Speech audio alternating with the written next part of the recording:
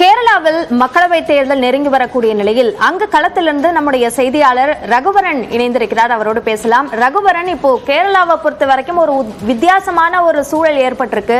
சிபிஎம்மும் காங்கிரசுமே ஒருவரை ஒருவர் இந்தியா கூட்டணியில் ஒன்றாக இருக்கக்கூடியவர் விமர்சிக்கக்கூடிய ஒரு சூழல் ஏற்பட்டிருக்கு.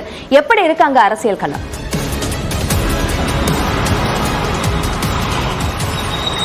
அபிநயா, நாம் தற்போது இருக்கக்கூடிய அது பகுதி பார்த்தீங்கன்னா இந்தியாவினுடைய முக்கிய ஸ்டார் தொகுதியாக பார்க்கக்கூடிய வயநாடு மக்களவை தொகுதியில் தான் இருக்கிறோம். இந்த தொகுதியில் ஏற்கனவே மக்களவை உறுப்பினராக இருக்கக்கூடிய ராகுல் காந்தி அவர்கள் திரும்பவும் இதே தொகுதியில் போட்டியிடுறார்.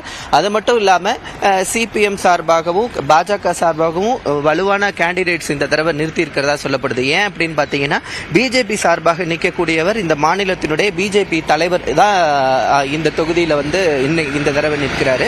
அதே மாதிரி சிபிஎம் பொறுத்த வரைக்கும் பாத்தீங்கன்னா ஆனி ராஜா அப்படின்னு சொல்லிட்டு மார்க்சிய கம்யூனிஸ்ட் கட்சியினுடைய மூத்த பெண் தலைவர் ஒருத்தவங்க இங்க போட்டியிடுறாங்க.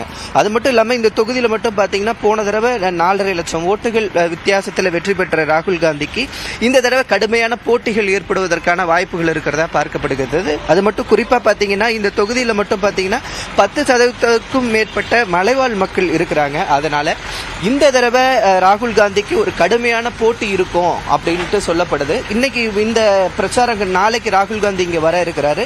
இன்று மார்க்சிய கம்யூனிஸ்ட் கட்சியினுடைய பிரச்சாரங்களை நம்ம தொடர்ந்து நியூஸ் 18 தமிழ்நாடு நமக்கு வழங்க இருக்கிறோம். தொடர்ச்சி செய்திகள்ல பார்க்கலாம்.